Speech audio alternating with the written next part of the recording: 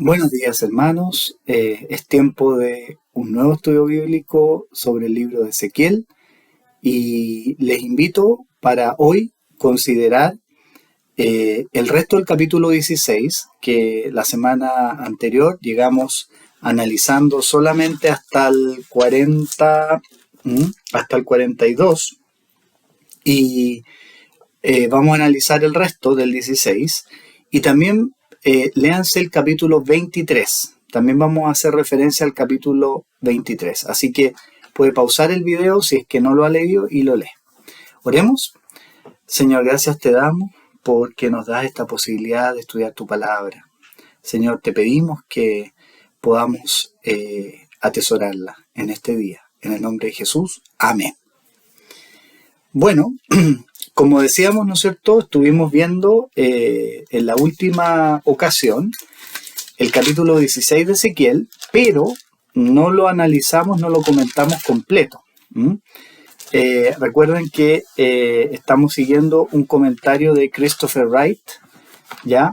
Sobre el libro de Ezequiel, y la verdad es que siendo un libro complejo de leer, complejo de estudiar, ¿no es cierto? Por las figuras, por lo duro que es, vimos, ¿no es cierto? Este capítulo 16 es sumamente explícito y puede que se nos complique, pero también es muy interesante ver lo que Dios dijo a su pueblo hace 2600 años atrás y cómo esto está totalmente relacionado con nosotros hoy día también, ¿ya? Así que el capítulo 23 está muy relacionado con el capítulo 16, por eso es interesante que lo puedan leer, ¿ya? Bueno, pequeño repaso, el capítulo 16, lo que estudiamos la vez pasada, ¿ya? ¿No es cierto? Vimos cómo Ezequiel cuenta la historia nuevamente del pueblo, pero no desde el punto de vista de los grandes personajes o los éxitos como reino, sino que desde el punto de vista de Dios, cómo Dios rescató, ¿no es cierto?, a este pueblo, lo eligió, ¿ya?, a esta personificada en Jerusalén, en la ciudad, ¿no es cierto?, y cómo le dice, ¿no es cierto?, oye, siendo tú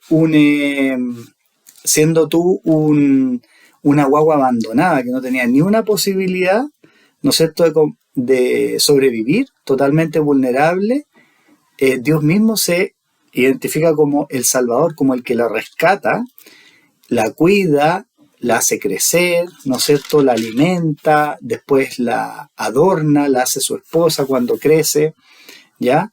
Y cómo esta joven, ¿no es cierto?, es infiel a este matrimonio, ¿no es cierto?, y termina con una serie de pecados, abominaciones que son la base por la que Dios dice, bueno, ahora como tú me abandonaste mi pacto, ¿no es cierto?, vas a tener que soportar el castigo.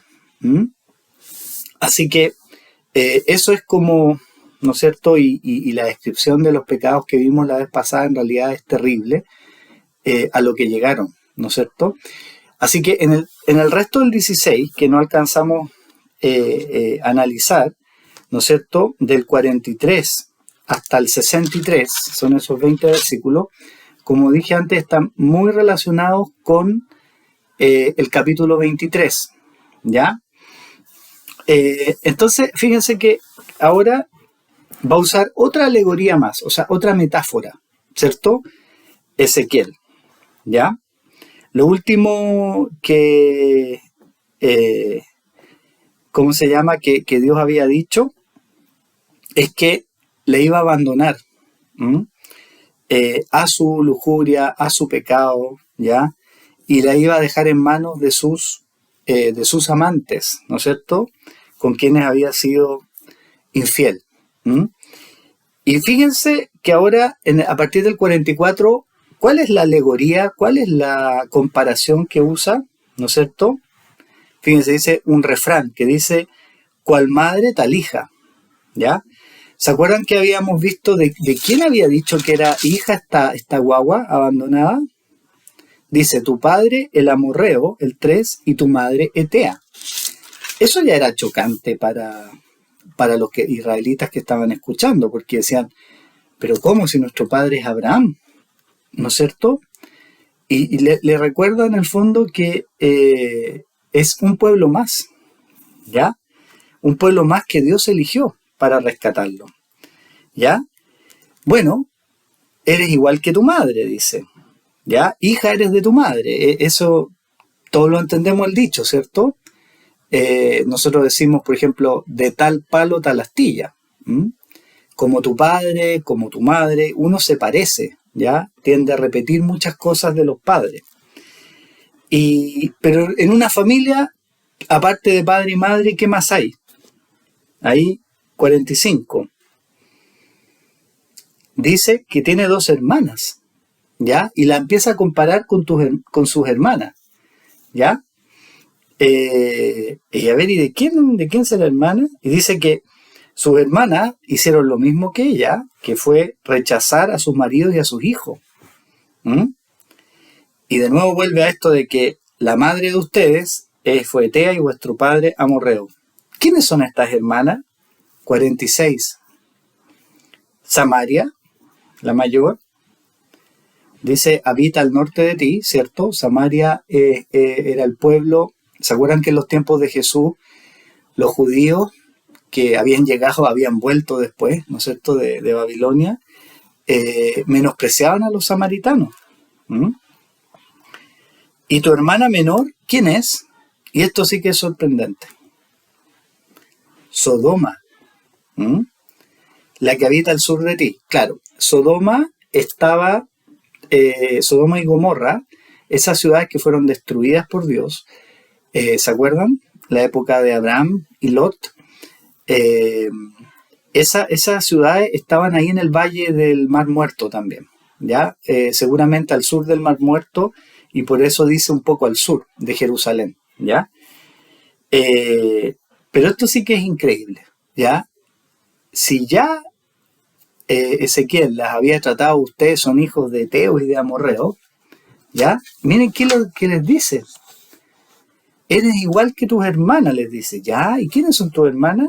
Samaria y Sodoma, ¿ya? Chuta, esto sí que tiene que haber sido un insulto para los, lo sentían como un insulto, ¿eh? Los judíos que estaban escuchando. Acuérdense que Ezequiel estaba ahí profetizando, entregando este mensaje a este grupo de exiliados que estaban juntos allá en Mesopotamia. ¿Y cómo habrán reaccionado los que escuchaban? ¿Y este loco que se cree compararnos con esta gente? ¿Ya? Claro, Samaria, lo que estaba al norte de Judá, de Jerusalén, recuerden que ahí había estado el reino del norte, Israel. Pero ellos habían caído en manos de sus enemigos, los asirios, dijimos como el 720 a.C. O sea, estamos hablando de unos 130 años antes. O sea, ya no existía como tal. Los habían llevado exiliados a los que no habían matado.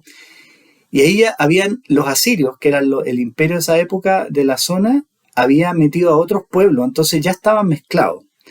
Por último, uno podría decir, claro, con los samaritanos los judíos tenían algo en común, porque tenían una raíz común, ya de las tribus. Acuérdense, el reino del norte eran 10 tribus, y el reino del sur, que donde está Jerusalén, 2 tribus de las 12. Entonces ya, por último, que digan que es tu hermana, ya, ok, tenemos algo en común, aunque ya no es puro, ya. Pero con Sodoma, ¿qué tenemos que ver con Sodoma? Eso sí que eran depravados, ¿cierto? Nosotros sabemos hasta el día de hoy el ejemplo de sodomita, se dice, por ejemplo, se relaciona ya con la depravación sexual máxima, ¿no es cierto? E incluso se usa para la homosexualidad. Y ¿quién no conoce, aunque no sea ni judío ni cristiano, todos conocen la historia de Sodoma y Gomorra, yo creo. Estas ciudades que por su pecado Dios las quemó con fuego del cielo y salvó, después de la intercesión de Abraham, salvó solamente a Lot y su familia, ¿cierto? Porque Abraham dijo, bueno, Dios, pero si hubiera algunos justos, ¿no salvarás a la...? Y al final Dios le dice, ya, ok, voy a salvar a Lot, pero la ciudad no se salva. Y se acuerdan la historia en que logran salir, unos ángeles les ayudan, y la esposa de Lot mira hacia atrás. Todo esto lo pueden ver ustedes en Génesis, ¿ya? Lean la historia en Génesis. Y al mirar, Dios le había dicho, no miren, no va a quedar testigo de cómo fue esta destrucción. Y ella miró y murió, quedó convertida en estatua de sal. Entonces, imagínense comparar con Sodoma, ¿ya? ¿De qué estamos hablando? ¿Ya? Si es el ejemplo máximo de la perversión. Una ciudad, igual que Gomorra, que había sido destruida por Dios. Así que, ¿cómo se habrá sentido Ezequiel cuando tuvo que dar este mensaje ahí? Es como, ¿ya? Se sentían probablemente insultados los que escuchaban. Así que, ¿qué es lo que está haciendo? ¿No es cierto? ¿Qué hace acá lo que leímos? Las compara y dice, tú eres igual que tus hermanas, le dice. ¿Ya? Estas son las hermanas.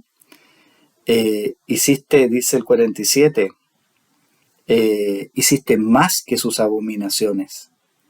Dice, te corrompiste más que ellas en todos tus caminos. O sea, no solamente eres comparable a Sodoma, eres peor que Sodoma. Eso es lo que le está diciendo, ¿cierto?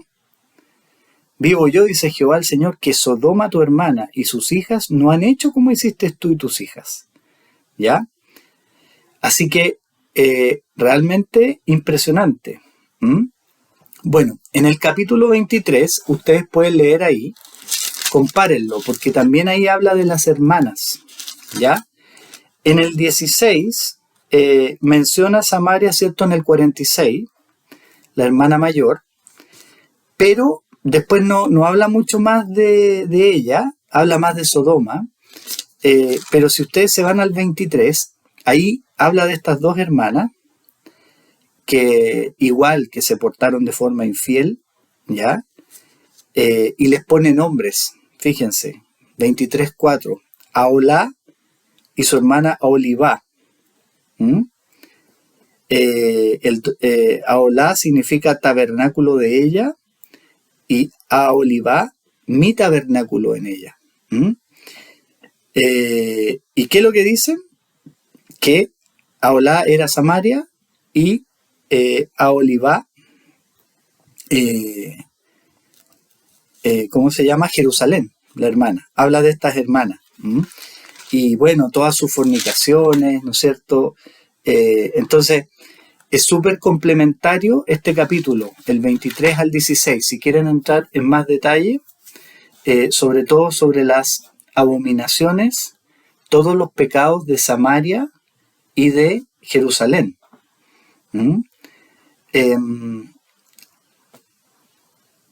Probablemente, ¿por qué dice que es la hermana mayor? Samaria, porque era más grande.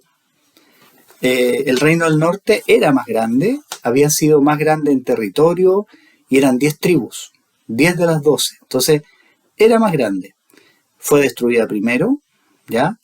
Porque Yahvé, ¿no es cierto? Jehová, Dios, dice, llegaron a ser mías, pero me traicionaron. Se fueron, ¿no es cierto?, se prostituyeron con los asirios, dice. ¿Ya? Y lo más insólito es que Dios dice, mira, ustedes coquetearon o me fueron infieles con los dioses asirios, con las cosas políticas, lo que vimos la vez pasada, pero fueron los mismos asirios que los destruyeron. Así que esto mismo que dice acá, que Dios ya cuando el pecado es tan grande, las abandona para que sus mismos amantes, ¿no es cierto?, hicieran con ella cualquier cosa. Así que, ¿se acuerdan esto de la conspiración política que vimos la vez pasada? Bueno, Samaria pasó por eso antes. Y bueno, Dios permitió que en el 721 a.C. fueran finalmente destruidos. Así que, ¿qué es lo que está haciendo Ezequiel acá? Los judíos del sur, ya los que después van a quedar, estos que estaban en ese momento exiliados y los que quedaban en Jerusalén, menospreciaban totalmente a los samaritanos. Por eso es que en el tiempo de Jesús, o sea, recuerden, estamos aquí viviendo 500, ¿no es cierto?, 92 más o menos, 591, 592 antes de Cristo. Pero en los tiempos de Cristo seguía esto, los samaritanos eran totalmente despreciados, por eso la parábola del buen samaritano. Y Jesús hablando con una mujer en Samaria, ¿ya? Eso era algo totalmente impensado para un judío. Así que, a pesar de que lo que está haciendo acá Ezequiel es decir, bueno, tan malo que era Samaria, bueno, Jerusalén ha sido peor. Eso es lo que le está diciendo. Y 49, ¿no es cierto?, al 50, como digo, el capítulo 23, yo les invito a, ustedes lo pueden leer en detalle y ver ahí, porque entra mucho más en detalle de todo lo que el pecado de Samaria. Porque ahí habla de Samaria y de Jerusalén, de estas dos hermanas. Pero vámonos a Sodoma ahora, ¿cierto? 49 empieza a hablar ya de Sodoma. Así que, bueno, como decíamos, Sodoma mundialmente conocida como la más pecadora de todas, ¿ya?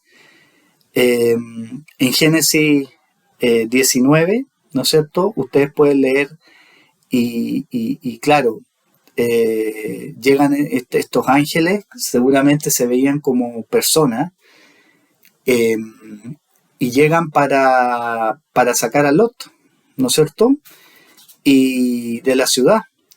Y resulta que ahí siempre se nos queda esa historia como que gente de Sodoma los quería para abusar de ellos sexualmente, ¿ya? Así que ese es como el pecado, como la depravación sexual que se nos queda cuando pensamos en Sodoma, ¿ya? Y por supuesto que eso estaba dentro de todas las abominaciones que hicieron. Pero fíjense el 49, ¿cuáles son los pecados o la maldad, dice, ¿no es cierto? ¿Cuál fue la maldad de Sodoma, según Dios, aquí Ezequiel? Fíjese el 49. Soberbia, dice, saciedad de pan y abundancia de ociosidad tuvieron ella y sus hijas, y no fortaleció la mano del afligido y del menesteroso. ¿Y dónde están los pecados sexuales acá? No, ni los menciona en la lista.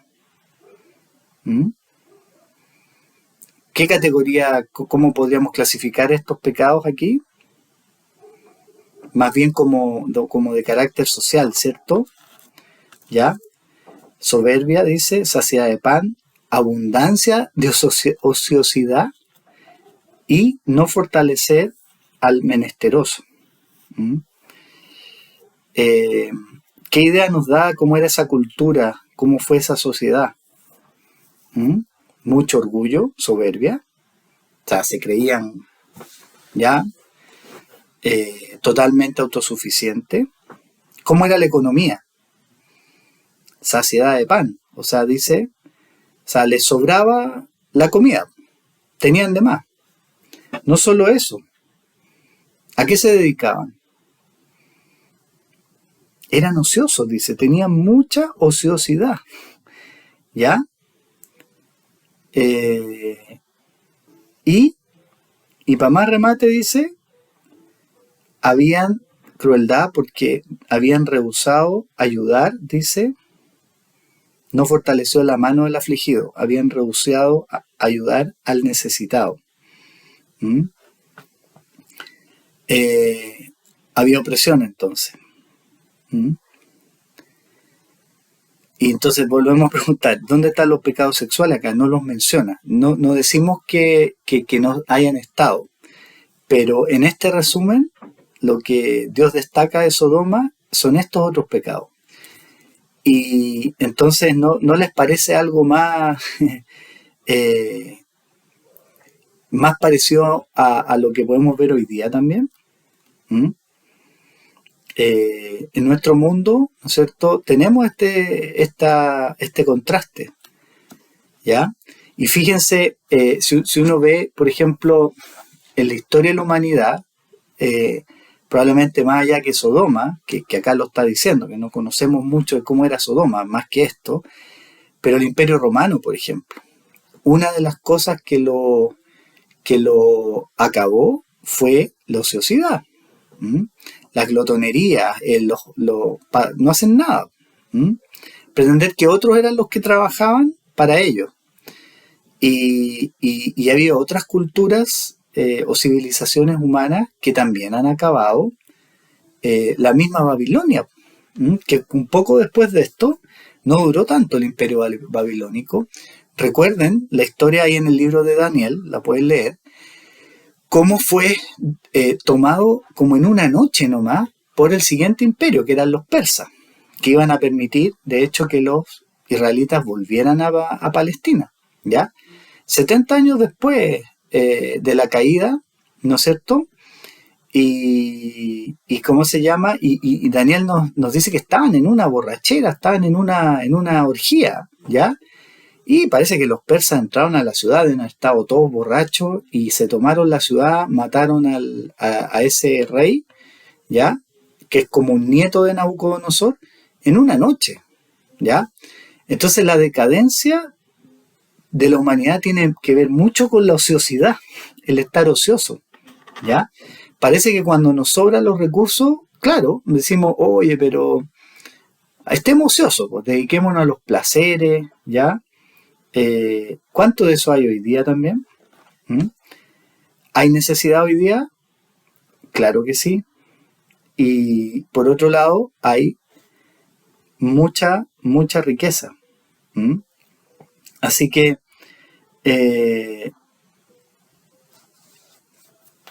dice Génesis 18, hablando de Sodoma, Génesis 18, 20 al 21.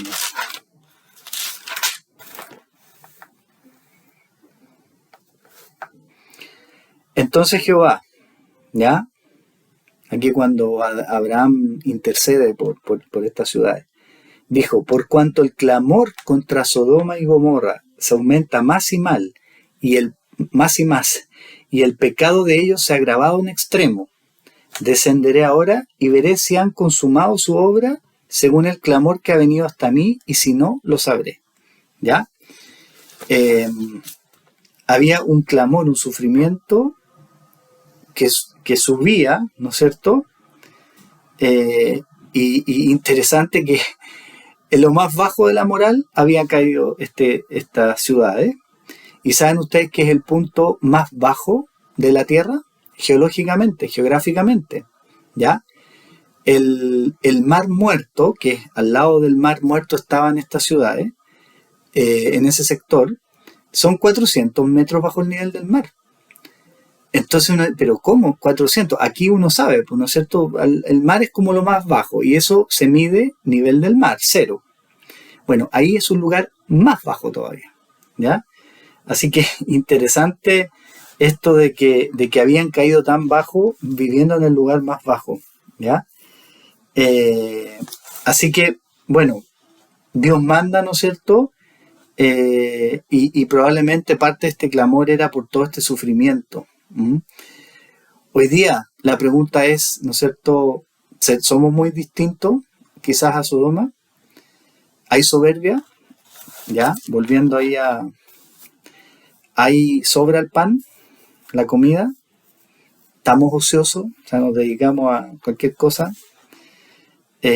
Nos preocupamos del menesteroso. Así que cuidado, ¿ya? Le está diciendo a Jerusalén aquí, ustedes son peor que Sodoma. Eso le está diciendo, que tu hermana, ¿ya?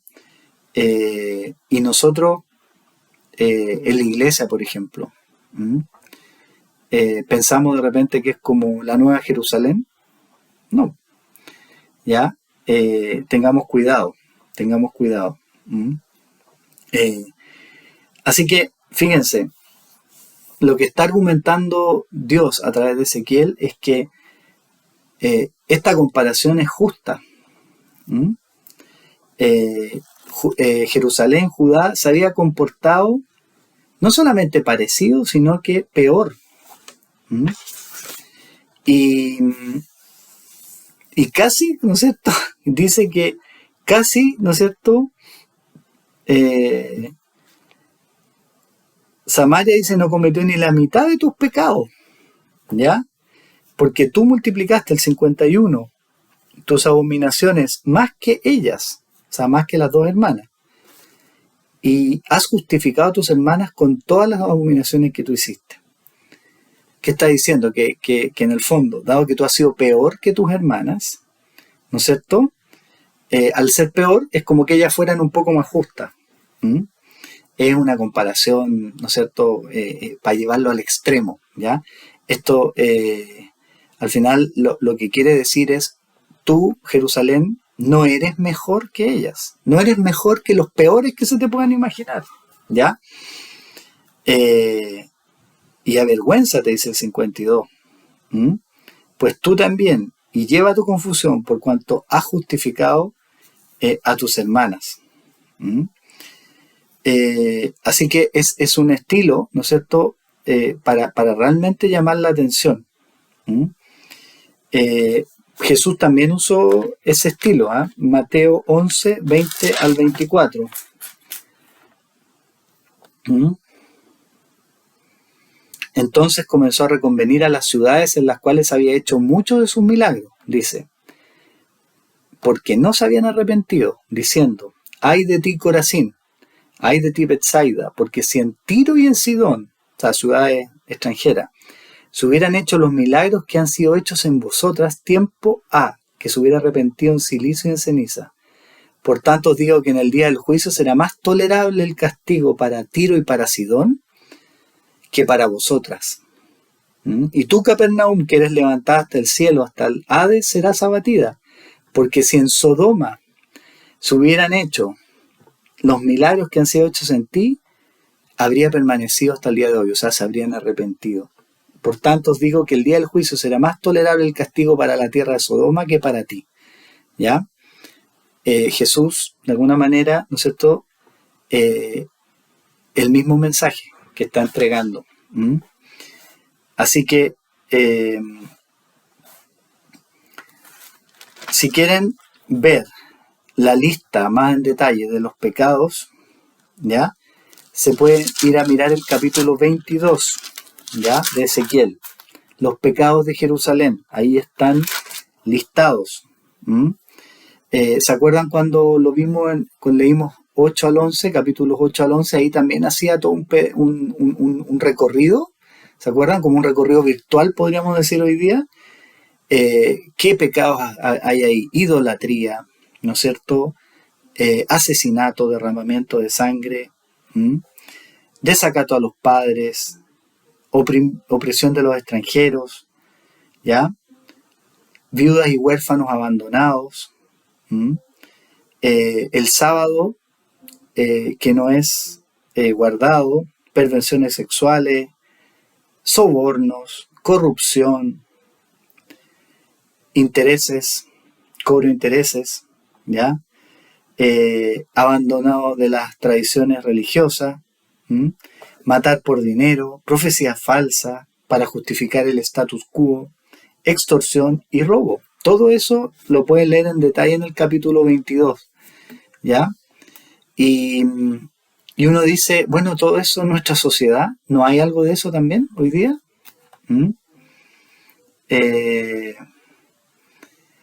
Voy a leer aquí la frase que dicen que Billy Graham, no sé si lo han escuchado, Billy Graham fue como el gran evangelista, ¿no es cierto?, evangélico del siglo XX, ¿ya?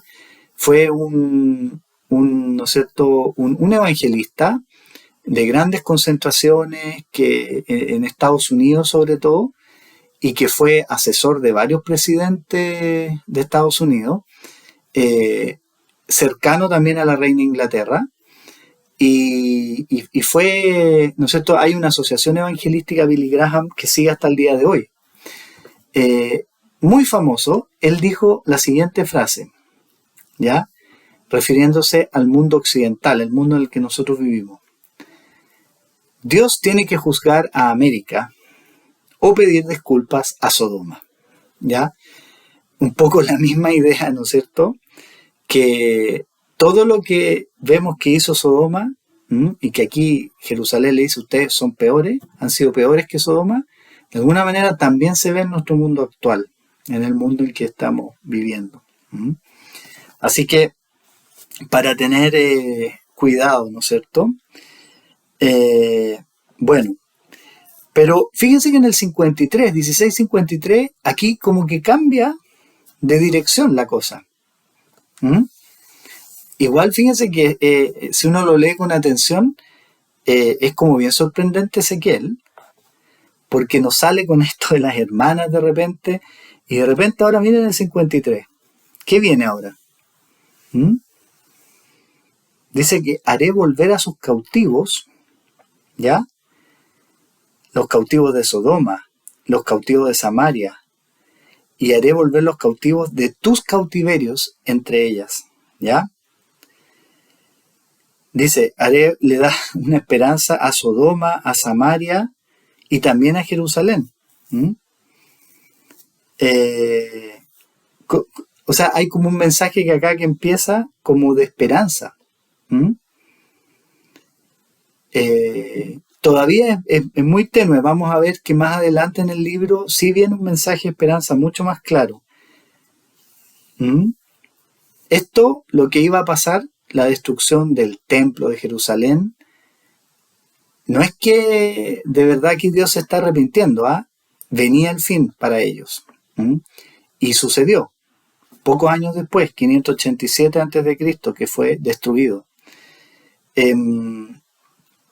Era el fin para toda esa generación, para todo ese pueblo que había, ¿no es cierto?, sido infiel con Dios, con el pacto. Los que no murieron de hambre, como vimos antes, a espada, por fuego, estaban exiliados. Iban a llegar más exiliados después. Y como pasaron 70 años, toda esa gente murió. El mismo Ezequiel murió en el exilio. Así que para ellos realmente era el fin, ¿ya? Pero aquí hay algo como que dice, mira, Dios ve más allá y parece que no va a ser el fin. Había otros planes más allá. Lo que sí está claro es que esto es totalmente inmerecido. Es porque Dios quiere, ¿ya? Él hará volver a sus cautivos, ¿ya? Entonces Dios está diciendo claramente, aquí hay una consecuencia. Y se va a cumplir. Pero Dios siempre como que piensa más allá, piensa en la restauración. Deuteronomio, la ley, Deuteronomio 30,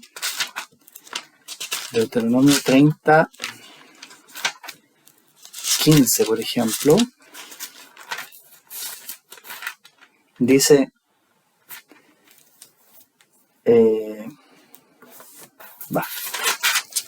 30:15 dice, mira, yo he puesto delante de ti hoy la vida y el bien, la muerte y el mal. Y el 19, a los cielos y a la tierra llamo por testigos hoy contra vosotros, que os he puesto delante la vida y la muerte, la bendición y la maldición. Escoge pues la vida para que vivas tú y tu descendencia.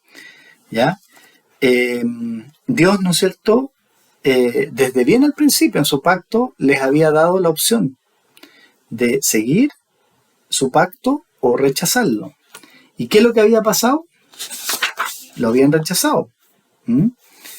Pero Dios, ¿no es cierto?, de alguna manera parece aquí que se acuerda él, se acuerda de su pacto, se acuerda de su pacto y dice, haré volver a los cautivos. Dios tiene la última palabra. Y ¿no es cierto?, lo que vimos acá, 59 y 60, fíjense el 16.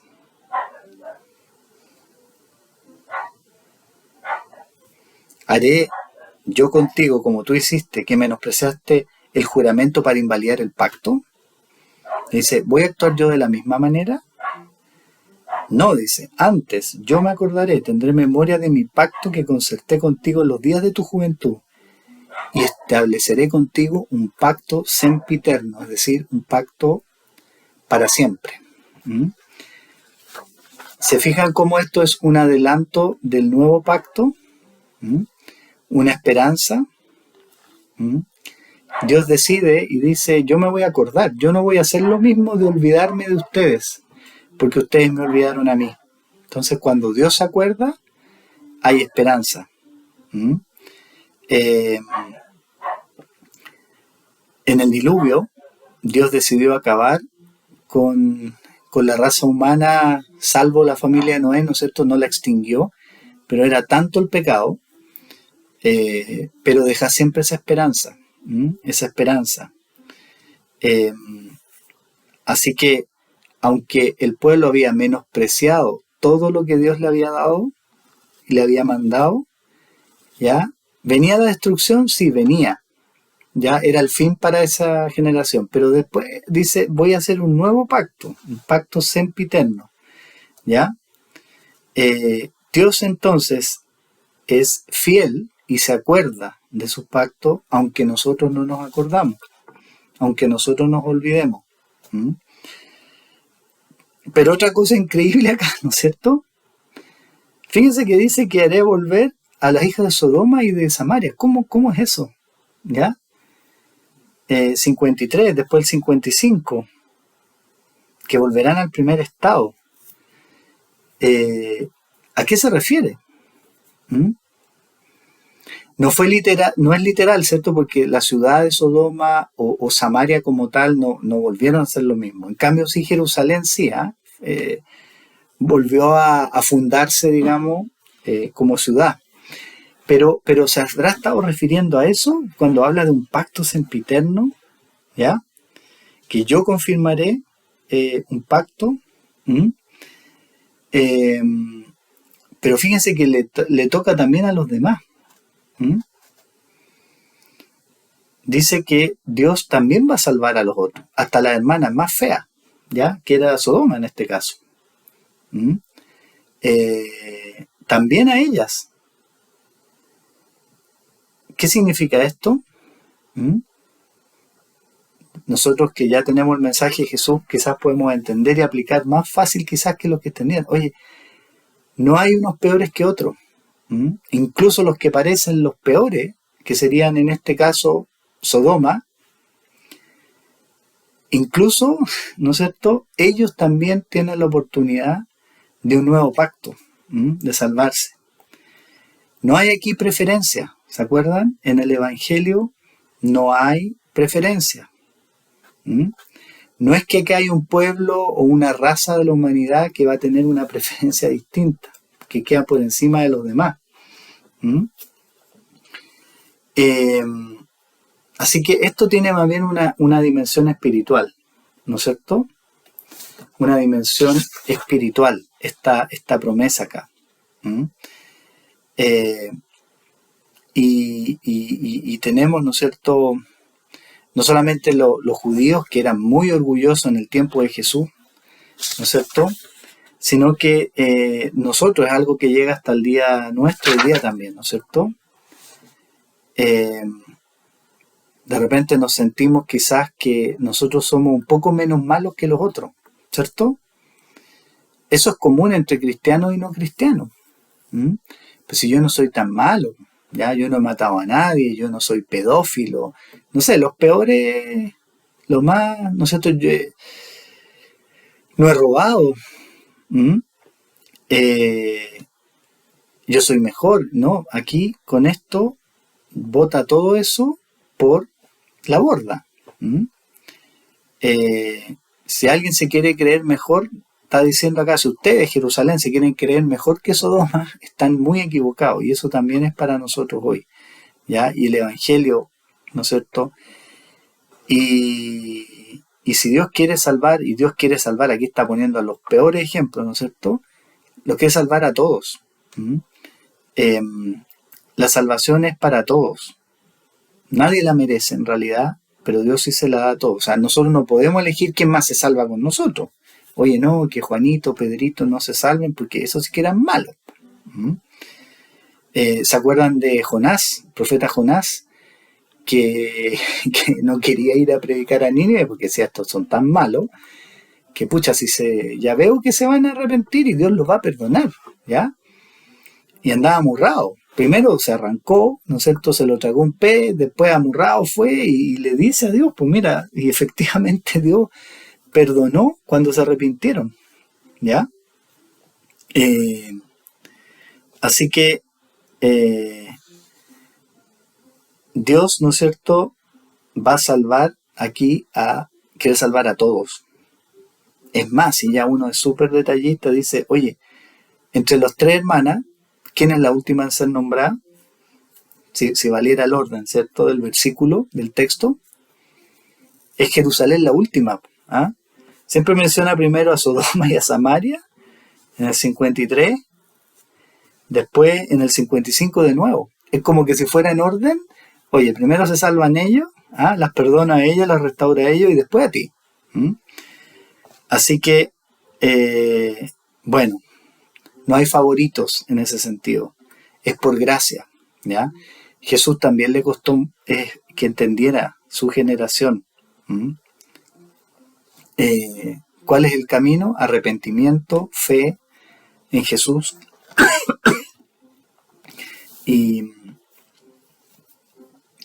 fíjense que ustedes pueden leer en Isaías, otro profeta que también mencionó a otros pueblos.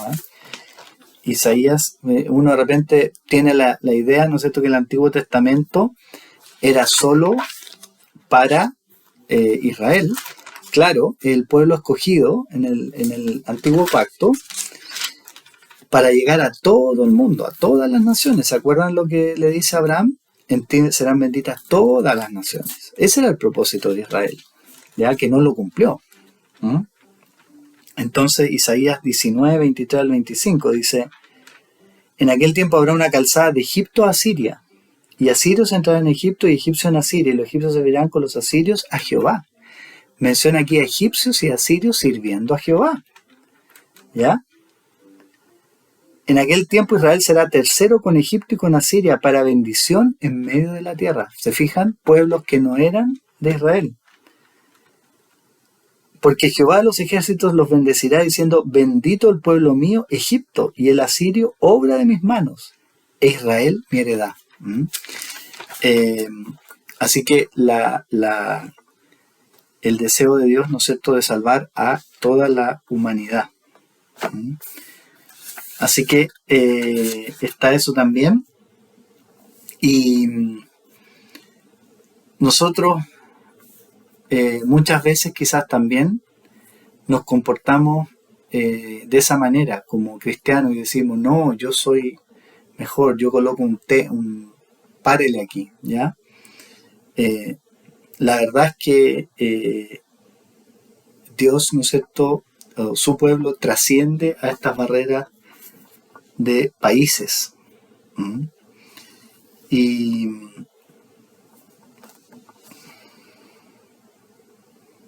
dice: y te acordarás de tus caminos, el 61, fíjense en eso. Te acordarás de tus caminos y te avergonzarás cuando recibas a tus hermanas, las mayores que tú y las menores que tú. ¿Se acuerdan? Samaria la mayor, Sodoma la menor. Las cuales yo te daré por hijas, mas no por tu pacto. ¿Ya? O sea, está diciendo: voy a hacer un nuevo pacto, no va a ser el mismo pacto. Te vas a acordar de tus pecados, no para avergonzarte, o sea, la vergüenza va a ser para acordarte de dónde te saqué. Y van a estar todos en el mismo pacto. Sino por mi pacto que yo confirmaré contigo y sabrás que yo soy Jehová. Y de alguna manera dice: van a estar todos en el mismo pacto. Se está adelantando entonces, ¿no es cierto?, al nuevo pacto. Así que por gracia Dios nos salva. Y de vez en cuando no es tan malo recordar, ¿no es cierto?, de lo que Dios nos ha sacado. Nos da vergüenza, sí. Nos trae vergüenza, pero una vergüenza, podemos decir, sana, para no apartarnos de Él. Así que la gracia, el perdón, no solamente nos puede traer paz, gozo, sino que también, si nos acordamos del pasado, un poquito de vergüenza, ¿no es cierto? Para que te acuerdes y te avergüences, dice 16:63, ¿ya? O sea, para que no te apartes nuevamente. ¿Mm? Eh, Tener gratitud porque Dios a través de Jesucristo en la cruz ha perdonado nuestros pecados. Y esos pecados fueron clavados ahí en la cruz o tirados al fondo del mar, ¿no es cierto? Pero siempre por la gracia de Dios, porque Él así lo ha querido, no porque nosotros somos un poquito mejores o no tan malos como Sodoma, sino que ya se fijan como acá Ezequiel, Antiguo Testamento, ya está hablando de la gracia. Dios se está dando a conocer como un Dios que salva, pero por su voluntad, por su gracia, no por méritos de nadie. ¿Ya? Así que cuando a veces pensamos que el Antiguo Testamento, algunos pueden a veces tener esa idea que es como por obras y que el Nuevo Testamento es el amor, es la fe, no, las cosas siempre estuvieron, es el mismo Dios, ya que se fue revelando a través de este pueblo, Israel, pero que el clímax de su revelación es Jesucristo. Así que podamos aplicar esto en nuestras vidas. Les invito a orar. Gracias, Señor, porque en este día, en este año, tantos años después de eso, Señor, podemos entender un poco más de tu revelación que tú te estabas tratando de mostrar para reconciliar a toda la humanidad contigo. Señor, perdona nuestros pecados, ayúdanos a aceptar tu gracia, a no sentirnos superiores a nadie más ni mejores, sino que recordar que eres tú en realidad el que, a pesar de nuestras infidelidades, de nuestros pecados, de todas nuestras abominaciones, tú, Señor, eres el que nos da la esperanza de salvación a través de Jesucristo. En el nombre de Jesús, amén. Hasta la próxima semana.